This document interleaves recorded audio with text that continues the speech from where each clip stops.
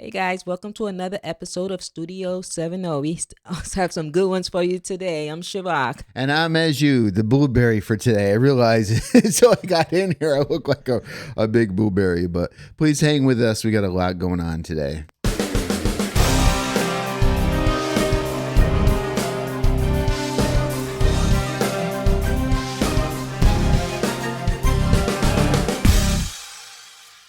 Hey, thank you for hanging with us. Even though I didn't realize how blue I look, but that's all right. Any event, we got some good stuff going on with the Dulos case, but before we get that started, Yes, Shara, we want to just make sure this is for educational and entertainment purposes only. Do your own research and always be kind to everyone. yes, please do. And if you So- can be so kind to like, comment, subscribe. Yes. If this is the first time you're with us, we try to Welcome, first of all. Yeah, very much welcome Thank you for here watching. into the family here, our crime studio family. And let me tell you, we are all focused on, logic and, getting into, more of the facts and try to work that Evidence way is important as opposed to, us. instead of opposed to doing, more conspiracy theory stuff, which I'm not saying we don't do speculation or try to go with feelings. But we do try to, put things into the logical perspectives and looking at the real data and stuff. So thank you for being here. Please subscribe. Yes, If you watched us before and you just haven't clicked the button, it means, trust me, it means a lot to us, especially if we're getting off the ground, because we're trying to get to 1,000 subscribers by summertime because we're planning on going to Colorado yes. and cover out there the Morphew case and also the Watts case, but we can't spill everything, but we're trying to get there. So it'd be great. Need your help. Thanks. And then I know you're going to laugh. I'm going to laugh too, because you like the what I created for this first slide. This is cute. But we're going to cover their motives. Their motives. The Dulos case.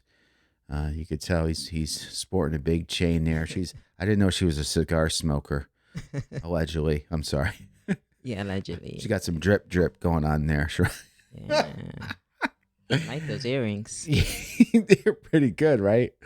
We do such a serious, this is obviously a very serious situation when people get more, but we're trying to lighten it up in terms of, Yeah, I think that's a little bit unique with us. And speaking of uniqueness, oh, what a great segue. Look at that. Oh, I tell you, we have our case board. And if you're new and you don't know what this is, we do something where we have a virtual crime case board. And what we do is we put up there some things that we know are fact or what we feel confident in.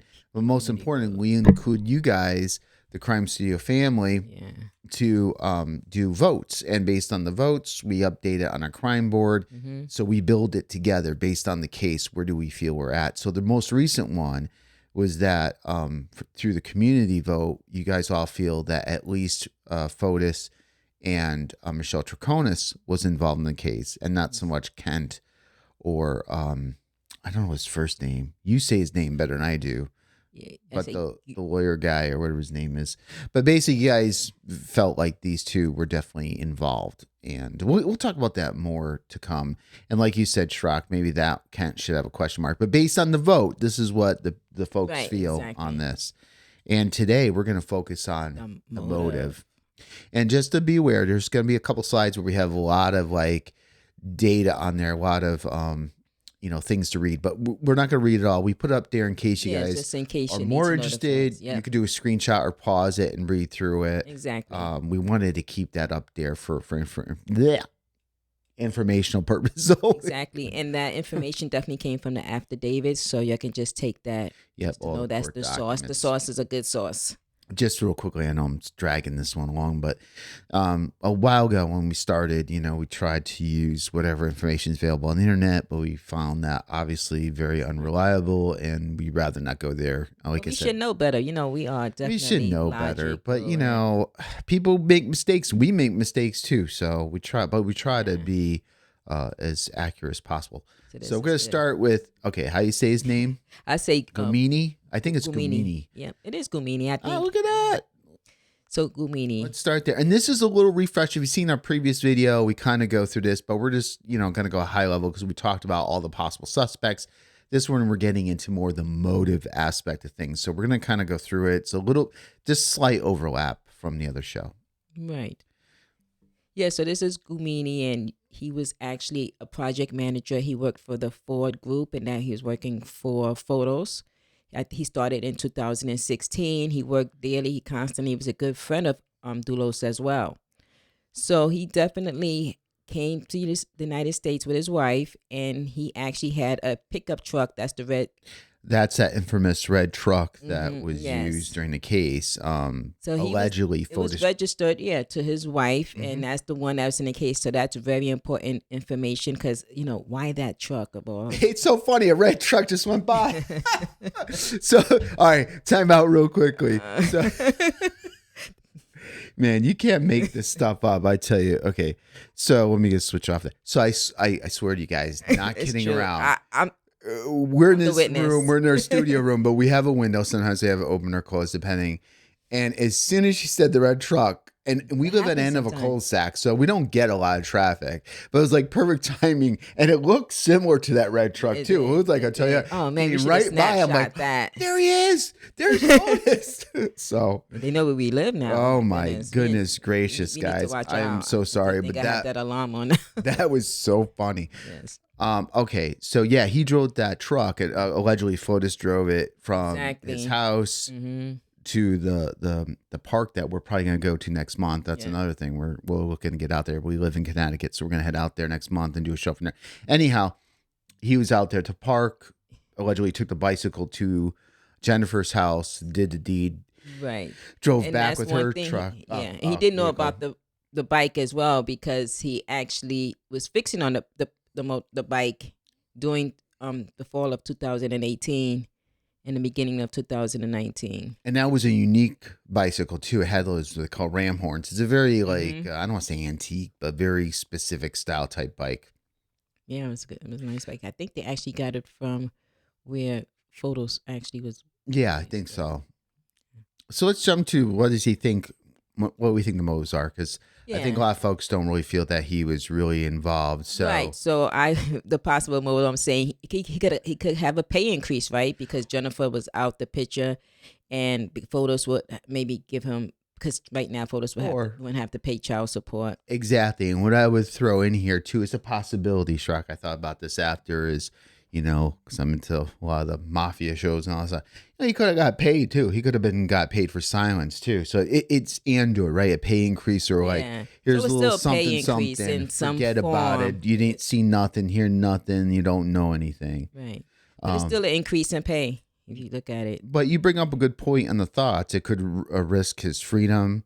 But he did cooperate with investigators. He did, and it seemed very unlikely. I mean, and the way I look at it is when I look at the documentation, and not just this case, the other cases, you can almost tell, even though the investigators interview all these people, you could tell which ones usually they're more interested in because there's a lot more written. It's not necessarily always the case. Sometimes they just like the information the person's bringing, so they keep digging and digging because they know the person's a really good resource. But you could tell by the tone of the interview. So it would be curious. I have a funny feeling he knew a little something was going on, but he probably won't divulge it. But anywho, we think that that's not, as far as suspects go, probably somewhat eliminated. Yeah. And then next is Kent, Fotis' friend and former lawyer. So let's talk about this guy for a little bit. Kent, because yes. Not to jump the gun. This is crazy because he's based out of Bloomfield, and actually I drive to Bloomfield a lot. You're always in Bloomfield. I know. So yes, so he actually has I wanted to see what his practice was at one time. It's that was interesting. Yes, but he definitely was a friend of Dulos and Traconis, which is Michelle. We'll talk about her later. And he worked for a group office, and I guess that either in the morning of 2019, he met Photos that day. He was in the interview, he basically was unsure that he kept saying he didn't know that he had a conversation with Photos, but the record showed that he actually was on the phone with photos Yeah, that and day. I believe again, guys, we're summarizing this. You don't have Exactly, to we read the just whole thing. summarizing We it. put it Yeah, there in case people want to take like a snapshot of this or pause it and read it, and because we just put it together. So we're just paraphrasing from this. But exactly. he was also the one that in the morning he told authorities, "Oh yeah, I was with Fotis at that time," and then went back on it, or they proved he wasn't there, right? Exactly. Exactly.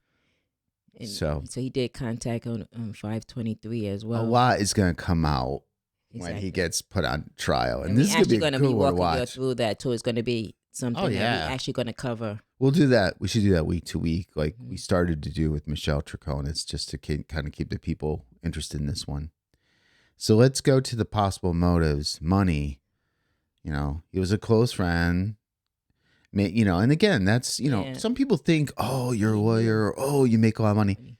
I always, Chirag knows this story. Like you could have a person makes 50,000 or 500,000. If the person making 50,000 a year has 30,000 expenses, I'm making this up, let's not pretend taxes and all that.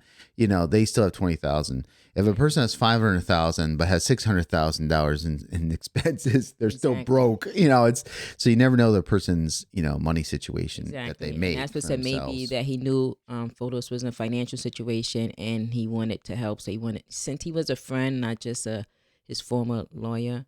There was also some, again, this is where we move away from the actual facts and logic and things that have occurred to more speculation side, but because we're talking about possibilities, Yeah. there was, I say rumors because I found some documentation, but I didn't find anything legal wise. So let's put this as a grain of salt that it's speculation that Kent had some issues with his wife, and there was some Yes. stuff going on there, and He was Fotis was definitely trying to not help, reputable and as well. there was some kind of maybe what they call it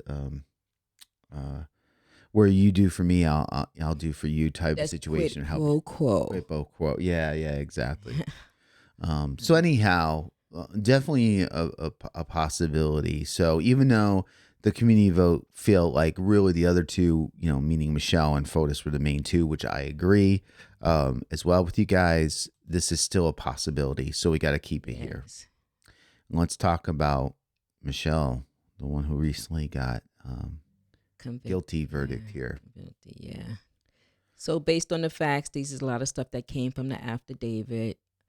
She was charged disposing of evidence of Jennifer's disappearing along the Albany Avenue in Hartford, and that was on 6/1/2019. She was arrested for that as well. She's a single mom. She's from Venezuela, so she habla español. And Yo también. she's She's very athletic and she's very competitive. Her and Photos, they met, they fell in, I guess, in love. So of course, she probably did to support him and help him. And so she was just charged with conspiracy to commit murder and 2 counts of conspiracy and tampering with physical evidence and all of that. And sorry, sorry, I didn't mean to cut you off, but just to throw in there, he fell in love with her, but also to a romantic connection. But I can't help but think Fotis was in some financial trouble. We'll get to, but obviously she was worth some money too. So she was only worth $2 million. I mean, due to the evidence I found. So she was worth $2 million. She also had her own business. She was selling some exotic rugs. And she actually was doing that as well. So she definitely had that going as well. Yeah. Well, 2 million is a lot when you have a lifestyle, But anywho, sorry about that. And then she's going up for sentencing, what, in May? I think it's in May time frame here. I'll double check that. Do you remember? It's coming up soon. I think it's May. We'll follow up on that one. So possible motives. She wants Fotis all to herself. She's in love with Fotis. Money. I guess it could be money too. I mean, that Definitely one could be money. It's money because he's buying her things, and she lives with him, so she doesn't have to pay the high expense. Maybe it's to keep because here's the thing we don't know. I mean, and again, this is going back to speculation, but we just don't know. Well, at least us don't know. I mean, as far as the public, what their interaction was like, how much he's doted on her. Because sometimes guys will dote on their girlfriend and spend all this money, but they really don't have it. Meanwhile, they're Right. charging up their credit cards. They're So it's perceiving money they is got definitely it. one because that's So what. maybe it's not necessarily money, like maybe it's to keep things coming in or something. But yeah, and that tampering of evidence is there. So how can you're getting in trouble with tampering with evidence and being part of this whole thing? You gotta know what's going on. I mean, when we went through the whole vehicles and drivers and people are in and out, in and Yes, out. You're telling me you just were clueless. You just followed along. She seemed to be, even though at the But you think trial, about it. Look at her profession. She was a journalist. Journalists, they have to know who, that what, is a where, why, and how, and why, that is and they always very. that is an awesome observation. Yes, that's right. I mean, Yeah. that, and plus too, I mean, she came across in the trial as like, oh, I don't really speak English. I'm really, she's smart, I think, She's based on the muy journalism and based on inteligente. that. I don't, and she knows, I just think she was trying to just, sometimes people just, I'm just going to go along with the person I love with. And Sí. Ella es muy inteligente, by the way. She's very intelligent. so she was found guilty. Yes. Now let's get on to Fotis. Fotis. Yes. He's Fotis, no longer with us, unfortunately, at the age of 52. Of course, he was the husband of Jennifer Dulos. And they had 5 beautiful children. I can't believe they had 2 twins in that. Yeah. Yeah. And of course, he had his own business, the Ford Group. And this talks a little bit about his checking, approximately how much he was worth and how much he owed as well. So this is definitely approximately $7 million, consisting of approximately $4.5 million in balance due to lines of credit, and additional to a possible $2.5 million due to a civil lawsuit. But he was spending a lot of money back and forth with Jennifer on the custody of the kids. Yeah. I mean, there's a lot of money going in. I mean, that could be a show, which no offense to anybody. I'm sorry. I just don't really have the, even though sometimes you do financial stuff, I really don't want to see the money going back and forth and back and forth. I could just say that based on the documentation that's out there, he was struggling with some of the financial stuff. Yes. That is accurate. So, and we know he did some self-harm, and he's no longer with us. Possible motives, and it could be all of the above. It could be the money aspect is definitely a possibility. I think we talked before about some of the life insurance policies, and also too money going to the children, and then being able to if he can have control of the children, you get control of the money. Exactly, he can spend the money the way he likes. One of the things we don't have here at possible motives is based on the personality. It could just be I forgot the word, but part of it is control, and some of it is what's the word I'm thinking of, where if you're honor, almost like self-honor, like I'm not gonna let her do this. I have my own sense of honor. She's Dignity, not gonna one up me, type of thing. That's another possibility as well. Yeah. But definitely, and sometimes, and we'll get to this in the Watts case too in one episode. I don't know which ones we'll have in order, but sometimes it's like the old adage, you kill, 2 birds with 1 stone. Sometimes if maybe there's one thing you could deal with, 2 things, 3 things, but if you, in your mind, if you think, if I do this one thing and take care of A, B, and C, now it's worth it, or now it's getting to that. But I'm not saying I'm not condoning any stuff. I'm just saying an irrational person can say, well, I can take care of all these issues in one stroke if just boom. And it's selfish. It's narcissistic. And a lot of people couldn't relate to this because, some people been in divorce. Yep. I never seen a happy divorce. Everybody, so divorce is always terrible. And very rare. So sometimes you want to start a new life. You want to start off with a good financial, you don't want to actually be with someone in debt because you can't really do anything. So the last one is unknown, and we put deceased for Fotis because, I mean, obviously, allegedly, I think most people feel that he was guilty. That whole note he left was just, his way. Again, I think he was always thinking of honor, and he didn't want to, hear that. And maybe in his mind, he thought if he left that note, it would be like, see, I wasn't involved, and Right. I'm no longer. It's just weird. But anyhow, unknown. So meaning somebody else in the situation. And that's definitely a possibility. Someone helped and got away with murder. That happens all the time. Yeah, there could be somebody who, because when I look at the court documents and how they followed them to a certain degree, but there's still some missing holes, and there still could be situations, or at a later time, or one person went to another person and something got taken care of. We just don't know, right? And the motive for that could be money.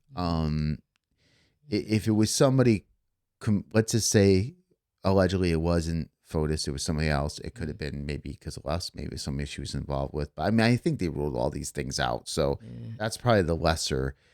It was an accident. No, yeah, no, I don't. Someone else wanted.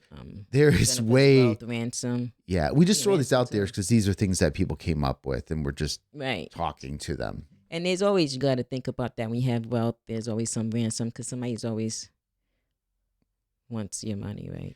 The accident thing was brought up a long time ago, but obviously that was ruled out too because there was so much, blood evidence everywhere as things progress. But that's what, some people thought. I mean, other motives could just be, I sound awful in this case. If it was a third person, or a third party, it probably just was money. Exactly. And what makes it really interesting is they may not even know what they're doing was part of a murder. Meaning it was like, hey, dude, destroy this for me. Okay, man, I'll do it for you. Mm-hmm. They may not have any clue. I'm making that up. Somebody wanted a wealth ransom. Well, I mean, I think maybe not directly because there'd be a note, but maybe somebody said, hey, you help me with this. And when I get the wealth coming in, you're going to get sliced. We always got to remember there's always hidden that data that does not come to life. So certain things. It could have been a note. We don't know. It could have been a note. The note, who knows where the note is at this time. We got to find the body too. We only have what's available to us, right? Exactly. It's like confirmation bias is what's available, what's the data. But they don't have all of it. No. Data, so. Yeah, and that's another episode too that, and again, I'm not sure the order right now, but we're going to talk about where is Jennifer? Where could she possibly be? That'd be interesting. We're going to that one's going to be a multiple parter because we're going to start with the logic of it all and what we know. But they need to release more information, and I know they probably won't because when you don't have the body, you do kind of save some information because you don't make it to the public. So that way when the real person comes forward, even though the person may be not here with us anymore, they can line it up. But anyhow, so finally we could talk about, it's possible that somebody's involved in addition to. So this is what it looks like. But you guys say it's Fotis and Michelle. We totally agree. We're going to see what happens with Kent, though. He may be held responsible. So we're going to keep track of that. And just to let you all know, you have to go back a little bit, but in the community, if you scroll down, keep going a little bit, there was a question, who do you think is involved? Is this a new one or is this the other one? Because I thought it said Fotis and Michelle. This one may be a little dated. Sorry, guys. Yeah. But there is a question in there that's ask what you guys think who is involved. So please go in there, update it. I think that last slide was a little bit older. Sorry, I apologize for that. Still has those people in there, but who you think they can add more than one person as well. So who do you think and what do you think? Yeah, exactly. Because some of these things, especially some of these crimes where involves multiple people and where the people involved really tried hard to cover things up, and they do all this. They went here, they went there. What really gets me, and I'll wait till the next episode when we talk about where is Jennifer, is with all that evidence and all the stuff. Where is she? And any last thoughts, Chirac? Well, I think she's somewhere in Connecticut. Let's not probably somewhere in Connecticut between. Close. I know. I want to dive right into that discussion, but we're going to have to wait till next time. Yeah. But thank you guys for being here. Thank you. If you watch the episode, yes, it's a little bit of an overlap, but we wanted to get into more of the motives specifically. Exactly. And throw it out there. And that's one thing we do. We do deep dive and we do overlaps. So that's something you can expect. Because, we don't know who's going to join in on the conversation. Exactly. So please bear with us on that. But we really appreciate all your input, your comments. We're going to try to get to them more often. And like I said, we just appreciate you guys. And please help support us, subscribe. And there's going to be a lot more to this as we go along, for sure. So stay with us. Stay with us. Okay, until next time. Studio 70.